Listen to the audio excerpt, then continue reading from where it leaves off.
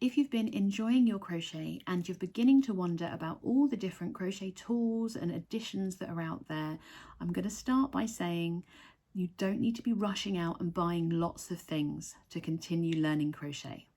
Over the years, I have taught hundreds of people how to crochet, both in small crochet workshops and right here on my channel. And the one thing that I've seen many people do, myself included, is run out and buy lots of different things that we get excited about when we first learn about them. But I do recommend that we keep things simple when we're starting out. So this video is more of a calm orientation about some of the essential tools that you can continue using throughout your crochet journey, rather than a massive shopping list. So let's start with the all-important crochet hook. That is the one thing we use most of during our crochet sessions. When we're learning to crochet, it's more important that we understand the hook size compared to the yarn that we're using, rather than having every size in our crochet arsenal, shall we say.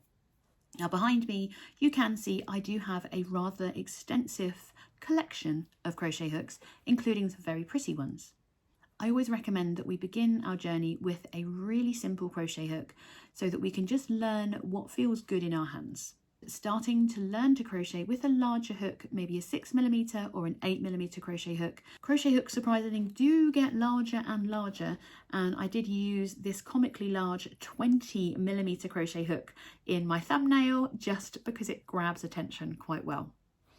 But a 6mm or an 8mm crochet hook alongside some chunky or super chunky yarn is a great place to start because it allows us to see the stitches so much more easily.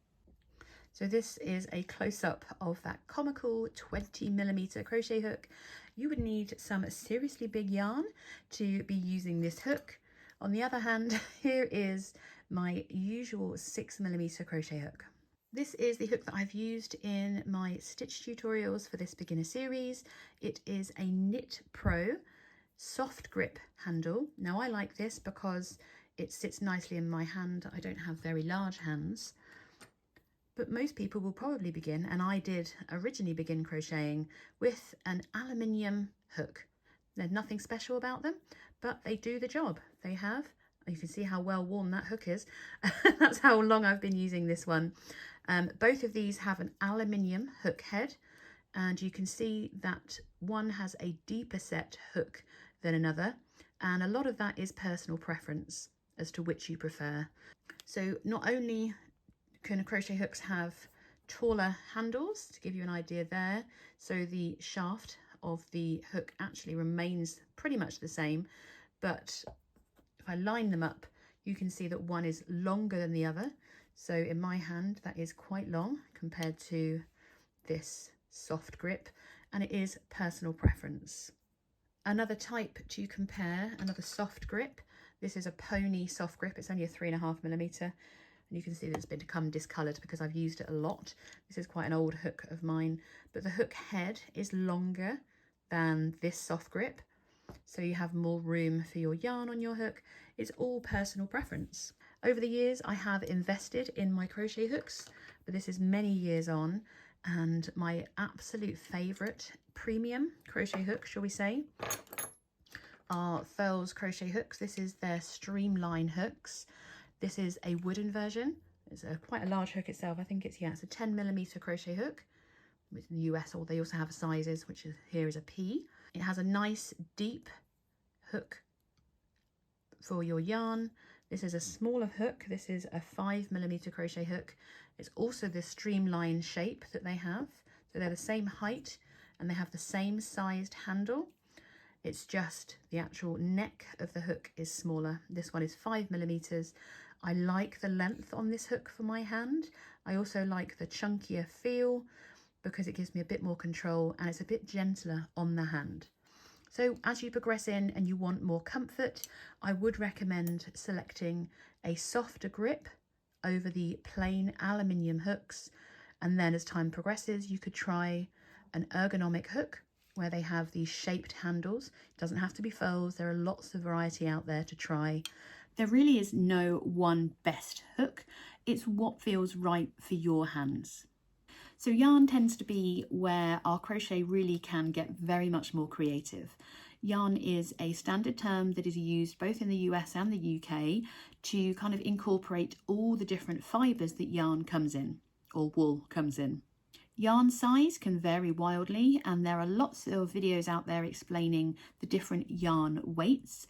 I have no doubt that over time you're going to become more curious about different yarn weights, from Aran's and size 4, maybe through to the teeny sport weights, those ones that create a lighter crochet fabric and give better drape in crochet garments maybe.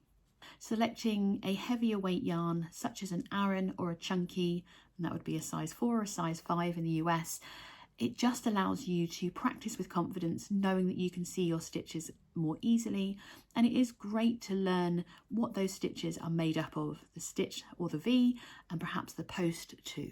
It just makes learning that more enjoyable when you're a bit more certain about what you're seeing. Of course, you can always learn more about the different yarn fibres and their properties if you're interested in that side of things too.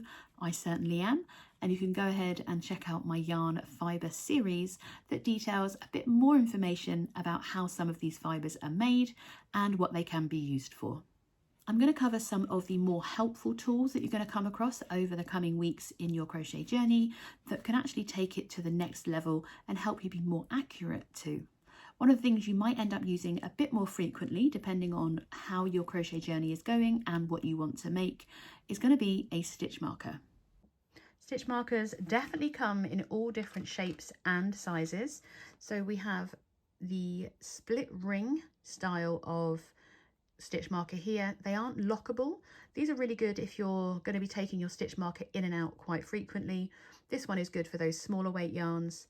And this larger one is great for your chunky or your bulky weight yarns. You can see the size difference here. On top of these split ring types, the ones that I usually use are just these fabulous lockable stitch markers. Now these are plastic and they do perish, so eventually you will go to close your stitch marker and they may break. So just be aware of that, which is probably why they come in such big packs.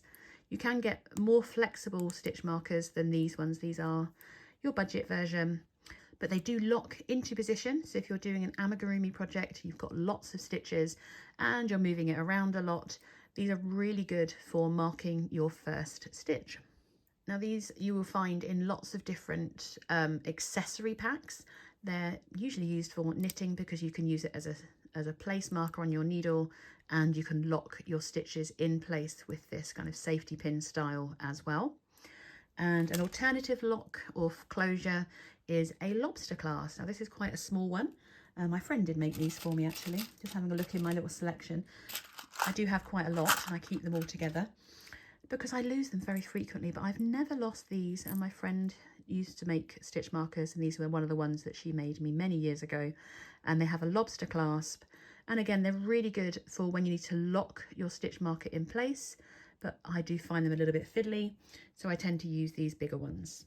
If you are leaving your project for any length of time, I always recommend just placing your stitch marker through your live loop of your project, and you can then pull your working yarn to secure that last loop with no risk of it coming undone. Another great way to use them is if you are struggling to find and remember which is the first and the last stitch of your project. When you've worked it, I would recommend placing your stitch marker into that first and last stitch. That pesky one always disappears. And again, if you use a lockable stitch marker, they won't fall out as you're flipping it about crocheting. So you can quite easily mark your first and your last stitch of every row to help maintain your stitch count. I also recommend using them for extra long chain making. So if you're making a chain of 200, you could perhaps place a stitch marker every 20 chains, saving you from counting all the way up to 200. Quite an essential tool is going to be a pair of scissors, and they're really good to keep in your kind of crochet pouch if you want to create one. Of course, the type of scissors you use is not really that essential. Embroidery scissors are good because they are, of course, quite small and don't take up too much room. I have been known to reach for the kitchen scissors if I cannot locate them at any one time, and that's completely normal.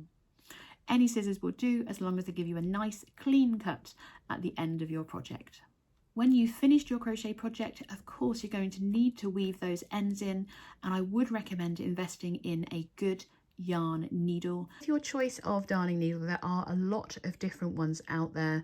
These are the ones that I have on my shop, and I recommend just because they have a nice eye size to get your needle through, and they're a little bit blunt. They usually come in a pack of 2 where one is sharper and blunter than the other. I don't have a sharper one, I obviously don't like them. And then these kind of plasticky ones are really good. They're quite flexible. If you need to get that darning needle through a number of stitches, they are a little bit pointy and they can make it a little bit easier. Again, that eye size is really quite generous for getting those thicker yarns through. And they do come, or they can be available in larger sizes for if you're using those really bulky yarns. In fact, I think that needle fits all the way through that eye. So darning needles traditionally have a larger shaped needle eye so that you can get those thicker yarns through them. And of course, again, a little bit of it is personal preference. You want to have more control over a larger needle, then by all means use a larger needle. Learning to crochet isn't about having the right tools or the prettiest crochet hook. It really is about practicing where your hands and your hook should be, learning what feels comfortable to your hands so that you stay relaxed and you're able to enjoy your crochet for longer. I'd love to know in the comments if you've already treated yourself to something special for your crochet journey, or if you've purchased a crochet hook that you'd recommend. Let us know in the comments.